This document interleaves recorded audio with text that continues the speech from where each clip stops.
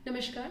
आज हम चिकनगुनिया के बारे में बात करेंगे। जैसा कि हम सब जानते हैं कि चिकनगुनिया बुखार भी मच्छर काटने से होता है और ये डेंगू की तरह ही वायरल फीवर है और मच्छर द्वारा फैलाया जाता है। चिकनगुनिया बुखार में पेशेंट जनरली प्रेजेंट करता है बुखार से, जिसमें हाई ग्रेड से लो ग्रेड तक फीवर जाड़ा लग के आता है पेशेंट को। पहले 3 से 4 दिन तक बुखार रहता है और लगभग दूसरे दिन से जो है पेशेंट कंप्लेन करता है कि उनको रैशेस हो गए। कुछ रैशेस जो होते हैं वो जनरली फेस पे या फिर एक्सट्रीमिटीज़ में, हाथ में लाल लाल रंग के धब्बे मिलते हैं। और तीसरा लक्षण आता है जोड़ों में दर्द। जोड़ों में दर्द का ये हमें हिस्ट्री मिलता है ज़्यादातर कि पेशेंट जो है एकदम से बाथरूम भी नहीं जा पा रहा है, इतना तेज़ दर्द होता है कि पेशेंट खड़े नहीं हो पाते बेड से।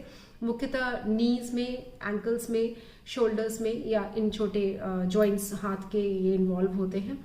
लेकिन सब में लक्षण जो है वेरी करते हैं। छोटे बच्चों में बुखार ज़्यादा आता है, बड़े लोगों में जोड़ का दर्द ज़्यादा होता है, हो सकता है बुखार की तीव्रता कम रहे। लेकिन लक्षण मुख्यतः यही 3 होते हैं: जाड़ा लग के बुखार आना, रैशेस होना और जॉइंट का पेन होना। ऐसे में हमें क्या ध्यान देना चाहिए, आज हम सिर्फ इसके बारे में बात करेंगे कि चिकनगुनिया के क्या लक्षण हैं और हम क्या एक्सपेक्ट करें कि हमारी बीमारी किधर की तरफ जा रही है।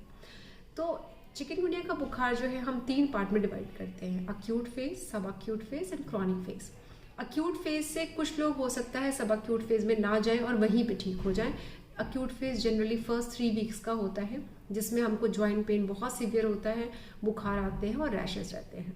सब अक्यूट फेज, जब अगर जॉइंट पेन रिलीफ ना हो अक्यूट फेज में, तो हमारा जो है 3 महीने तक की स्थिति को हम सब अक्यूट फेज कहते हैं। इसमें ज़्यादातर एल्डरली लोगों में या यंग लोगों में भी जॉइंट पेन परसिस्ट करता है और इतना ही सीवियर होता है जैसा कि अक्यूट फेज में था, और उनकी नॉर्मल दिनचर्या जो है वो मेंटेन नहीं रह पाती, वो चल नहीं पाते, उनको बहुत दर्द रहता है। अगर ये 3 महीने को क्रॉस कर जाता है तो हम इसको क्रॉनिक फेज कहते हैं। फिर ये कई हद तक जैसे गठिया की बीमारी होती है उसकी तरह से इसके लक्षण आने लगते हैं और हमें दवाइयाँ जो है उसी तरीके से देनी पड़ती हैं जैसे हम गठिया में देते हैं।